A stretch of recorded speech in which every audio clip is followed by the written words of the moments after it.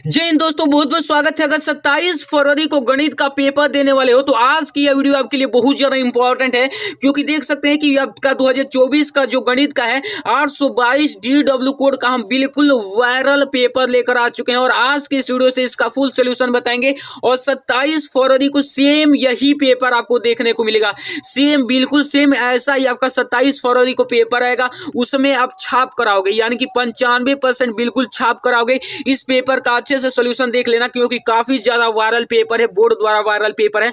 अच्छे से इसका फुल सॉल्यूशन बताएंगे। वीडियो को लाइक कर देना, शेयर कर देना। देख सकते हैं 2024 यहाँ पर लिखा हुआ है गणित 822 DW, जो कि काफी ज्यादा वायरल कोड है और बहुत जगह ये आएगा ही आएगा। देखिए यहाँ पर अनुक्रमांक आपका दिया गया है, नाम दिया गया है, तो अच्छे से लिख देना सारी चीजें, क्योंकि बहुत ज्यादा इंपॉर्टेंट वीडियो है। जल्दी से आपको इसको मतलब कि स्टार्ट करूंगा, वीडियो मतलब कि अच्छे से देख लेना, वरना डिलीट भी कर सकता हूँ, ठीक है ना। यहाँ पर देख सकते हैं, यहाँ पर पूर्णांक आपका 70 नंबर का रहता है, समय आपका 3 घंटे 15 मिनट का रहता है, जो कि काफी ज्यादा इंपॉर्टेंट है। अच्छे से सारी चीजें देखना, सारी चीजें आपको अच्छे से समझाएंगे। वीडियो को लाइक कर देना, शेयर कर देना। चैनल पर पहली बार विजिट करे हो तो चैनल को सब्सक्राइब कर देना, क्योंकि काफी मेहनत से मैं आपके लिए वीडियो बनाता हूं। तो चलिए स्टार्ट करते हैं। देखिए अच्छे से आपको सामान्य निर्देश वगैरह पढ़ लेना है। पढ़ने के बाद जैसे ही इधर पलटोगे, पेपर को इस साइड पलटोगे, तो इधर देखिए पेपर को इस साइड पलटोगे तो आपका खंड आता है, जो कि काफी ज्यादा इंपॉर्टेंट है। इसको अच्छे तरीके से हम देखेंगे, आपको सारी चीजें अच्छे से समझाएंगे। देखिए इसमें आपके दिए जाते हैं बहुविकल्पीय प्रश्न। बहुविकल्पीय प्रश्न में पहला देखिए अच्छे से सारी चीजें, आपको समय कम लगे उसी तरीके से मैं फटाफट आपको बता रहा हूँ। कह रहे हैं कि संख्याओं में परिमेय संख्या है। परिमेय संख्या जो है √9 है। √9 क्यों परिमेय संख्या है? क्योंकि √9 को हम रूट में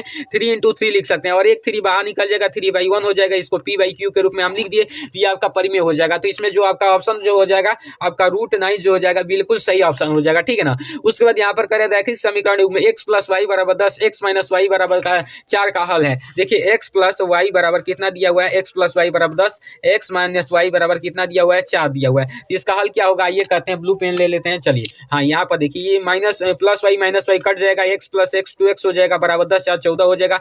x का मान जो हो जाएगा 7 हो जाएगा कि नहीं हो जाएगा? अब x का वैल्यू इस एक नंबर इक्वेशन में रख दो, तो यहाँ पर 7 + y = 10 हो जाएगा, तो y = 10 - 7 हो जाएगा, यानी कि y = 3 हो जाएगा। x का मान 7 और y का मान 3 निकल गया। देखो इसमें कहाँ पर x का मान 7 और y का मान 3 है, तो यहाँ पर है x का मान 7 और y का मान 3। तो काफी ज्यादा वायरल और इंपॉर्टेंट क्वेश्चन है, और बिल्कुल छपकर ही आएंगे ऐसे प्रश्न आपके बोर्ड में, देख लेना। ये वाला बी वाला ऑप्शन इसका राइट हो जाएगा, ठीक है ना। चलो अच्छे से देख लेना, सारे क्वेश्चन बहुत ज्यादा इंपॉर्टेंट है।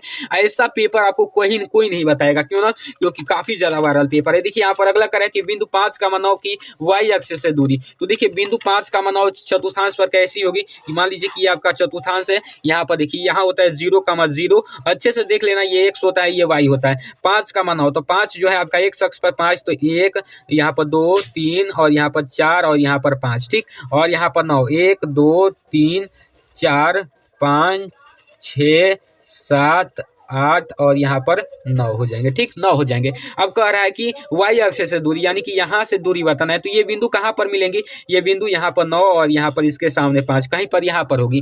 तो y अक्ष से दूरी कितनी होगी भाई साहब? यही डिस्टेंस ना y अक्ष से यहाँ से भी दूरी होगी। जितना डिस्टेंस यहाँ से यहाँ तक है, यहाँ तक उतना ही डिस्टेंस ना यहाँ से यहाँ तक होगा। तो यहाँ से यहाँ तक डिस्टेंस आपका 5 है, तो यहाँ से यहाँ तक भी आपका डिस्टेंस कितना होगा? 5 होगा। तो इसका जो आपका राइट आंसर हो जाएगा कौन सा? यहाँ पर 5 मात्र तक, ठीक। उसके बाद अगला करें कि यदि एक समद्विबाहु समकोण त्रिभुज की एक भुजा 5√2 सेंटीमीटर है, तो इसके कर्ण की लंबाई।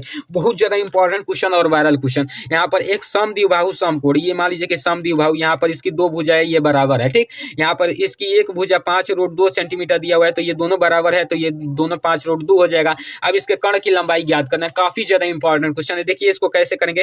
कर्ण का स्क्वायर बराबर लंब का स्क्वायर 5√2 का स्क्वायर हो जाएगा, प्लस आधार का स्क्वायर यानी कि 5√2 का स्क्वायर हो जाएगा, ठीक। अब देखिए 5 × 5 = 25 हो जाएगा, √2 का स्क्वायर जो होगा 2 होगा, प्लस 5 × 5 = 25 हो जाएगा, और √2 का स्क्वायर 2 हो जाएगा। 25 दूना का 50 हो जाएगा, प्लस 25 दूना का कितना होगा? 50 हो जाएगा, ये 100 हो जाएगा। अब देखिए यहाँ पर कर्ण का स्क्वायर है ही, कर्ण का स्क्वायर है ही। चलिए बहुत ज्यादा इंपॉर्टेंट है। देखिए अब कर्ण बराबर हम क्या लिखेंगे? कर्ण बराबर इधर 100 को रूट पहना देंगे, क्योंकि इधर वर्ग है तो इधर वर्गमूल हो जाएगा, तो ये आपका 10 निकल कर आ जाएगा। तो कर्ण का मान आपका कितना निकलेगा? कर्ण का मान निकलेगा 10 सेंटीमीटर। अब चलिए अगला प्रश्न कह रहा है, कि sine square 18 degree minus cos square 72 degree का मान होगा। काफी काफी ज्यादा इंपॉर्टेंट और वायरल क्वेश्चन है, हर एक साल ये प्रश्न ऐसा पूछा जाता है। कह रहा है साइन स्क्वायर 18 डिग्री, तो साइन स्क्वायर 18 डिग्री को हम क्या लिख सकते हैं, साइन स्क्वायर 90 माइनस 72 डिग्री लिख सकते हैं कि नहीं लिख सकते हैं, क्योंकि इसको घटाओगे तो 18 ही हो जाएगा। उसके बाद माइनस कॉस स्क्वायर 72 डिग्री है तो इसको ऐसे ही रख देंगे। अब sine square sine 90 minus theta इसका क्या होता है, कॉस थीटा, तो कॉस स्क्वायर थीटा की जगह पर 72 डिग्री हो जाएगा और माइनस कॉस स्क्वायर 72 डिग्री इधर भी है। और कॉस स्क्वायर 72 डिग्री में से कॉस स्क्वायर 72 डिग्री घटेगा तो कितना होगा आपका 0 हो जाएगा। इसका जो आपका ऑप्शन नंबर कौन सा है, ऑप्शन नंबर कौन सा, यहाँ पर बी वाला ऑप्शन राइट हो जाएगा। काफी ज्यादा इंपॉर्टेंट क्वेश्चन है, अच्छे से तैयार कर लेना इसको भी। यहाँ पर फुल सोल्यूशन देखेंगे। किसी धनात्मक समपूर्णांक p के लिए प्रत्येक धनात्मक विषम पूर्णांक का रूप होता है, तो क्या होता है p+1 होता है, क्योंकि p के जगह पर अगर आप सम लोगे तो मान लीजिए सम यहाँ पर 2 लोगे तो p+1 यानी कि 2+1 विषम आएगा। यहाँ पर सम 4 लोगे तो 4+1 यहाँ पर 5 आ जाएगा। तो ये जो है आपका p+1 इसका राइट आंसर हो जाएगा। ठीक, चलिए यहाँ पर चलिए बहुत ज्यादा इंपॉर्टेंट सारे क्वेश्चन है, अच्छे से तैयार करके जाना, गारंटी के साथ बोल रहा हूँ छप कर आएंगे। ठीक, चलिए यहाँ पर देखिए कौन सा वाला प्रश्न, यहाँ पर देखिए यदि कह रहा है यदि संख्याओं 7, 8, x, 11, 14 का माध्य x है तो x का मान ज्ञात कीजिए। देखिए इसका आपको कैसे करना है, देखिए इसका माध्य तो समांतर माध्य बराबर आप जानते हैं, समांतर माध्य बराबर क्या होता है, संख्याओं का योग बटे कुल संख्या, ठीक है ना। तो संख्याओं का योग क्या हो जाएगा, 7 + 8 + x + 11 + 14 हो जाएगा। और कुल संख्या कितनी है, 1 2 3 4 5। काफी ज्यादा इंपॉर्टेंट क्वेश्चन है, हर एक साल ये पूछा जाता है, इसीलिए कर रहा हूँ कि वायरल पेपर है, इसको तैयार कर लेना। उसके बाद ये इसका मान दिया है x, संख्याओं का माध्य जो है x दिया है, तो इसका समांतर माध्य का मान कितना दिया है, x दिया है। ठीक, तो x लिख देंगे। अब इसको इससे गुना करेंगे तो 5x हो जाएगा और बराबर इधर हो जाएगा 8 7 15, 15 और 11 कितना हो जाएगा आपका 26, 26 4 30 और 10 40, 40 + x हो जाएगा। ठीक है ना। अब x को इधर बुलाओ तो 5x और फिर माइनस का यहाँ पर x आ जाएगा और बराबर के इधर 40 है, ये 4x हो जाएगा और इधर 40 हो जाएगा। x बराबर कितना निकल जाएगा, 10 निकल जाएगा। तो देखो कौन सा ऑप्शन इसका राइट है, अच्छे से देखना, इसमें जो है बी वाला आपका ऑप्शन राइट हो जाएगा। तो अच्छे से इसको तैयार कर लो, बी वाला ऑप्शन इसका राइट है, बहुत ज्यादा इंपॉर्टेंट क्वेश्चन है। उसके बाद आपका यहाँ पर देखो कौन सा वाला अगला प्रश्न क्या कर रहा है, अगला प्रश्न देखो क्या कर रहा है, बहुत ज्यादा इंपॉर्टेंट है। अगला प्रश्न कर रहा है कि यदि द्विघात समीकरण ax² + bx + c बराबर 0 के मूल समान है तो c का मान होगा। तो मूल जब समान होते हैं विविधकर का मान, विविधकर का जो मान, विविधकर d का मान जो होता है 0 होता है। ठीक, तो यहाँ पर d का मान 0 हो जाएगा, b² - 4ac बच जाएगा। अब यहाँ पर c का मान निकालना है तो c को इधर ही रहने दो और यहाँ पर b² यहाँ पर माइनस में आ जाएगा। ठीक है ना, b² माइनस में आ जाएगा। ठीक, यहाँ पर b² माइनस में आ जाएगा। उसके बाद यहाँ पर ये भी कितना हो जाएगा, ये भी ये जो है इसमें गुना में है, ये जो है आपके गुना में है तो इधर आएगा तो यहाँ पर भाग में हो जाएगा 4 है और यहाँ पर आगे माइनस है c के तो यहाँ पर भी माइनस लग जाएगा, माइनस से माइनस कट जाएगा यानी कि b² / 4a हो जाएगा। ठीक, तो यहाँ पर देखो b² / 4a कौन से वाले ऑप्शन में, डी वाले ऑप्शन में। काफी ज्यादा इंपॉर्टेंट और वायरल क्वेश्चन है, यही सही हो जाएगा, दिखना छपकर ही आएगा ऐसा प्रश्न। यहाँ पर अगला कर है कौन सा, यहाँ पर दिए गए चित्र में AD बराबर इतना दिया है, DB बराबर इतना दिया है, AE x सेंटीमीटर दिया है, EC इतना दिया है, तो D पैरेलल BC है तो x का मान ज्ञात कीजिए। बहुत ज्यादा आसान है, त्रिभुज वाले चैप्टर से ही है, तो देखना कैसे इसको होगा। देखिए यहाँ पर ये जो जब समांतर है तो हम इसको क्या लिख सकते हैं, समांतर है तो लिख सकते हैं AE बटा में EC बराबर होगा AD बटा में DB के। ठीक, तो ये जब समांतर है तो ये फॉर्मूला लग जाएगा। अब देखिए AE का मान कितना दिया हुआ है, x सेंटीमीटर, तो x लिख देंगे और बटा EC का मान दिया है 3x + 4 दिया है तो इस तरीके से लिख देंगे। देखिए दिखाई दे रहा है ना। उसके बाद AD बटा में AD का मान दिया है x + 3 और यहाँ पर DB का मान दिया है 3x + 19, तो इस तरीके से लिख देंगे। अब चलिए इसको कैसे करेंगे, चलिए यहाँ पर इससे गुणा करेंगे तो 3x² हो जाएगा और प्लस 19x हो जाएगा। ठीक, उसके बाद यहाँ पर करेंगे तो 3x² हो जाएगा, उसके बाद 4x हो जाएगा। ठीक, उसके बाद देखिए प्लस में 3x 3 3 9x हो जाएगा, 9x + 4 3 12 हो जाएगा। ठीक, इस तरीके से। चलो उसके बाद देखो यहाँ पर क्या करेंगे, 3x² से 3x² को कटा देंगे। अब 19x में से 9x घटेगा, यहाँ पर 19x है ना, यहाँ पर 19x में से यहाँ पर 3 3 9, यहाँ पर देखिए थोड़ा सा हाँ मिस्टेक नहीं हुआ है, सही हुआ है। चलिए 19x में से 9x को घटाएंगे इधर और उसके बाद इधर कितना बच जाएगा आपका।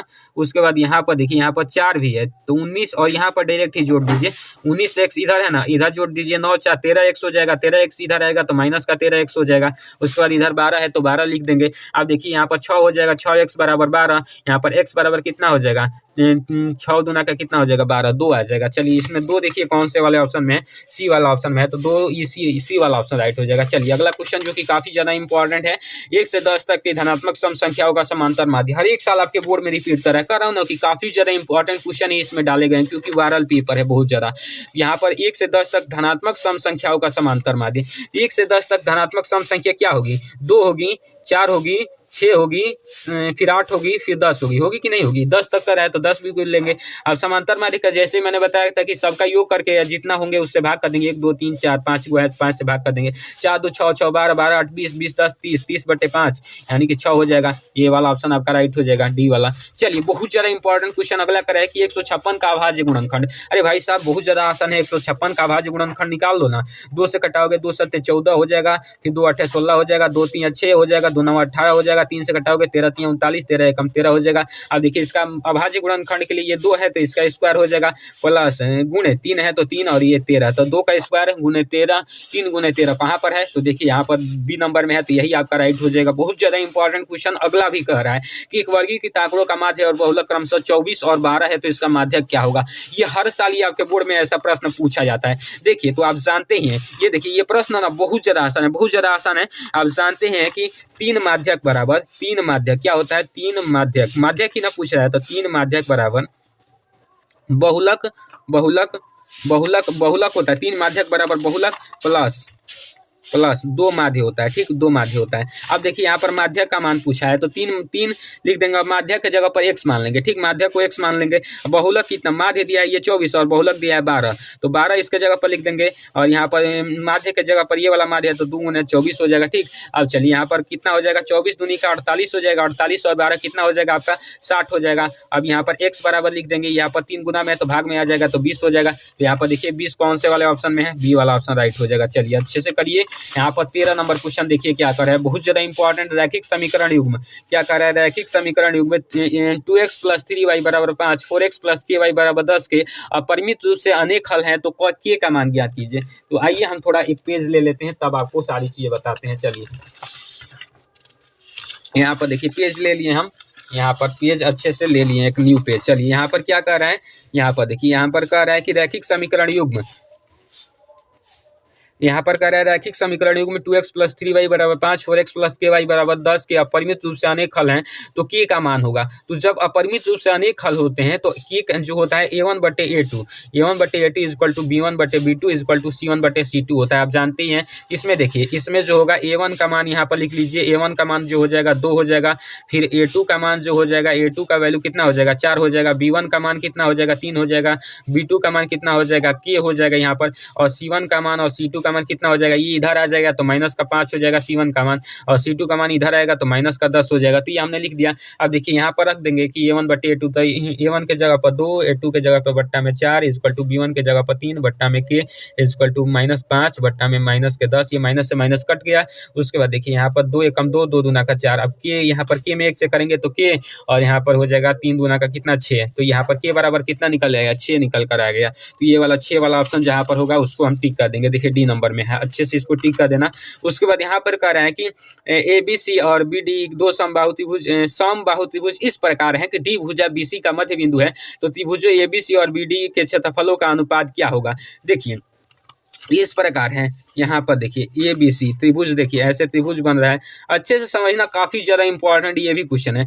ये त्रिभुज क्या है, ABC है, तो यहाँ पर एक D भुजा BC का मध्य बिंदु है, ये BC का मध्य बिंदु एक D भुजा है, ये D भुजा, ठीक। तो दोनों त्रिभुज ABC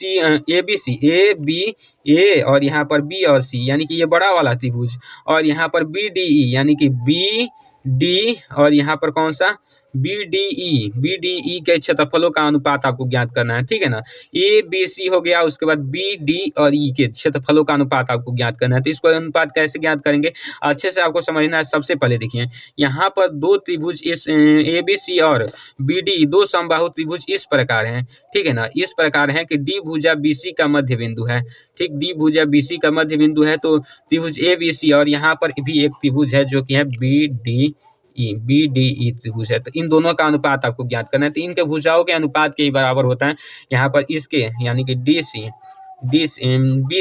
BC बटे यहाँ पर यहाँ पर BC बटे हो जाएगा DC, इनके भुजाओं के अनुपात के बराबर। तो BC को हम क्या लिख सकते हैं, BD प्लस CD बट्टा में इसके वर्ग के अनुपात के बराबर होता है। बट्टा में क्या हो जाएगा, यहाँ पर कौन सा हो जाएगा, DC, ठीक, DC इनके वर्गों के अनुपात के बराबर होता है। तो देखिए यहाँ पर DC से यहाँ पर CD और DC एक ही है, तो इसको कटा देंगे।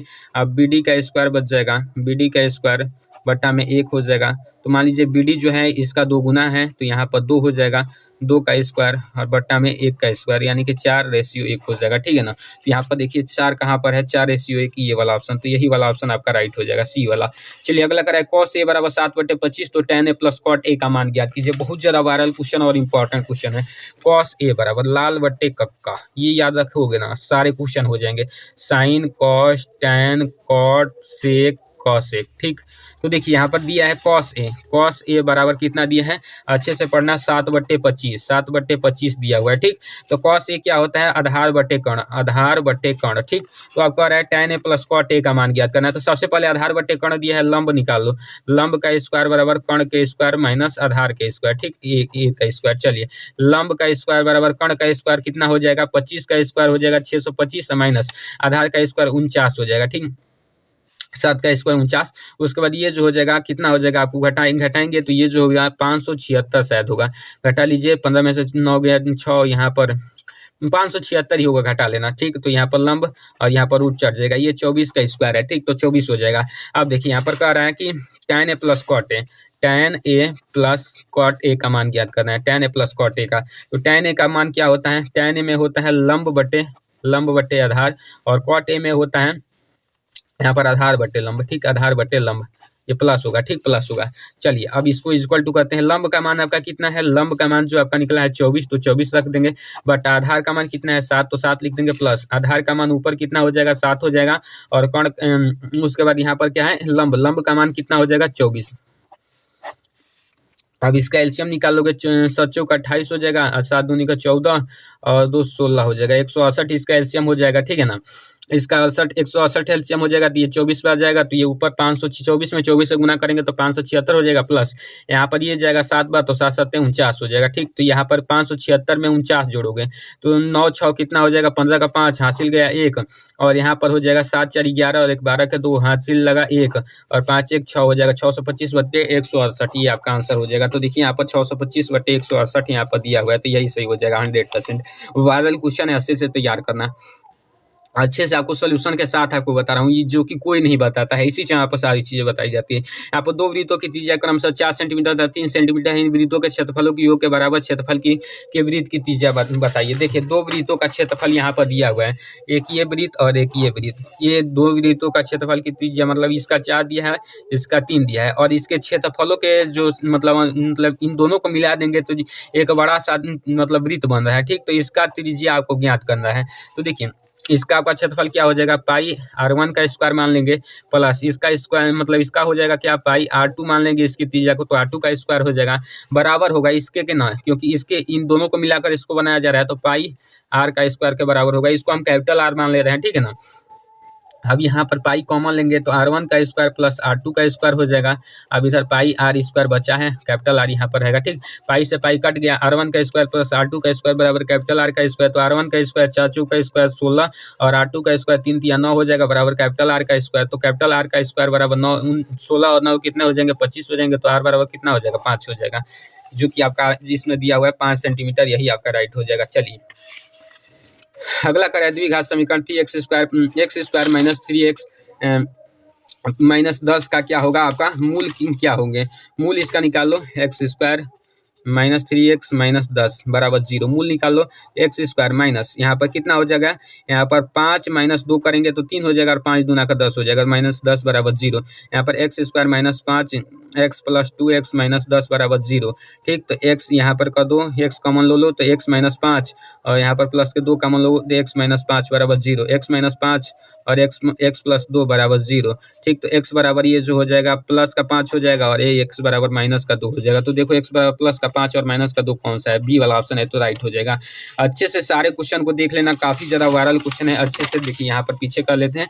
उसके बाद यहाँ पर कह रहा है, क्या कर रहा है, क्वेश्चन को अच्छे से पढ़िए, जो कि काफ़ी ज़्यादा वायरल प्रश्न है कि समतल मैदान पर एक मीनार की छाया उसकी लंबाई की √3 गुनी है, तो सूर्य का उन्नयन कोण बताइए। सूर्य का उन्नयन कोण बताना है, जो कि काफ़ी ज़्यादा इंपॉर्टेंट क्वेश्चन है। देखिए, एक मीनार है, ये एक मीनार है, मान लीजिए एक मीनार है, इसकी छाया ज़मीन पर पड़ रही है। मान लीजिए कि ये छाया पड़ रही है, तो इसको हम मिला देंगे इससे, ठीक है ना। ये छाया पड़ रही है, तो इसको इससे मिला देंगे अच्छे से, ताकि हमारा त्रिभुज बन जाए, समकोण त्रिभुज। अब चलिए यहाँ पर देखिए, उसकी लंबाई की, मीनार की छाया उसकी लंबाई की √3 गुनी है। तो मीनार की लंबाई हमें पता नहीं है, तो इसका x मान लेंगे। अब √3 गुनी है, तो x और √3 हो जाएगा, ठीक। अब यहाँ पर सूर्य का उन्नयन कोण निकालना है, तो सूर्य का उन्नयन कोण tan थीटा बराबर लंब बटे आधार, तो लंब का मान हो जाएगा x और आधार का मान हो जाएगा √3, यहाँ पर x, तो x कट जाएगा, 1 बटे √3 हो जाएगा। tan, यहाँ पर tan 30 डिग्री का मान होता है 1√3, तो यहाँ पर 1√3 यहाँ पर 30 डिग्री का हो जाएगा, तो 30 आंसर सही हो जाएगा। उसके बाद 45 सेंटीमीटर और 4 सेंटीमीटर व्यास वाले एक धात्विक ठोस गोलन को पिघलाकर बनाए गए यहाँ पर 6 सेंटीमीटर व्यास के गोलों की संख्या बताइए। देखिए, आपको गोलों की संख्या बताना है। गोलों की संख्या बताना है तो कैसे बताओगे, अच्छे से देखो। यहाँ पर बेलन का आयतन क्या होता है? बेलन का आयतन जो होता है, बेलन का आयतन होता है 1/2 पाई r स्क्वायर एच, ठीक। यहाँ पर क्या होता है, यहाँ पर पाई r स्क्वायर एच केवल होता है, ठीक है ना, 1/2 नहीं होता, ठीक। और यहाँ पर गोलों का आयतन होता है 4/3 पाई r स्क्वायर, ठीक। अब इसके अनुपात के बराबर ही होगा, तो देखिए पाई r स्क्वायर के मान कितना हो जाएगा, यहाँ पर देखिए, यहाँ पर जो हो जाएगा, यहाँ पर 45 ऊंचाई दिया हुआ है, 4 सेंटीमीटर व्यास दिया हुआ है, 4 सेंटीमीटर व्यास दिया हुआ है, तो त्रिज्या 2 हो जाएगी। तो पाई से पाई इसको कटा दो, और 2 का स्क्वायर जो हो जाएगा 4 हो जाएगा, गुना एज के मान 45 दिया हुआ है। अब चलो यहाँ पर 4/3 और आर का मान इसका भी कितना हो जाएगा, यहाँ पर 6 सेंटीमीटर व्यास वाले, तो 3 का स्क्वायर 3 × 9 हो जाएगा, 3 से 3 × 9 कट जाएगा, 4 × 12 और 45 चौका 9 × 5 = 20 का सुना, हाथ में गया 2, 5 × 20 2 और 4 × 16 2 18 हो जाएगा, 180 हो जाएगा, ठीक है ना, 180।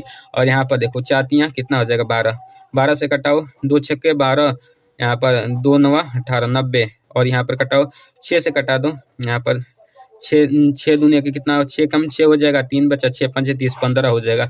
देखो 15 ऑप्शन में है कि नहीं है। चलो यहाँ पर 5 दे रहा है, ठीक है ना, 5 दे रहा है, बाई मिस्टेक यहाँ पर 15 होगा, ठीक है ना, 15 कर लेना। उसके बाद यहाँ पर ये कह रहा है कि AD का स्क्वायर बराबर होगा, तो यहाँ पर जो होगा AD का स्क्वायर 3DC के स्क्वायर के बराबर होगा समबाहु त्रिभुज में, ठीक। तो हमने 20 कंप्लीट कर लिया अच्छे से, और यहाँ पर वर्णात्मक प्रश्न का भी मैंने सोल्यूशन अच्छे से प्रोवाइड कर दिया, देख लो, यही आपके वर्णात्मक प्रश्न है। इस तरीके से माध्यमाधिका वगैरह सारी चीज़ें इस तरीके से लेंदी पेपर आएगा। वर्णात्मक प्रश्न जो होंगे लेंदी आएंगे बोर्ड द्वारा, क्योंकि ये देखिए 2 नंबर के बहुत सारे प्रश्न यहाँ पर पूछे जाएंगे, जो कि अच्छे खासे मतलब कि भारी भरकम सवाल 2 नंबर में केवल बोर्ड पूछ रहा है। इसलिए पेपर जो होगा भले ही मतलब कठिन नहीं आएगा, लेकिन लेंदी पेपर आएगा, ठीक है ना, लेंदी पेपर आएगा, देख लो, यही प्रश्न आपके बोर्ड में छपेंगे इस तरीके से, देख लो। आज के स्टूडेंट बस इतना ही, मैं मिलता हूं आपको नेक्स्ट वीडियो में, तब तक के लिए जय हिंद, वंदे मातरम।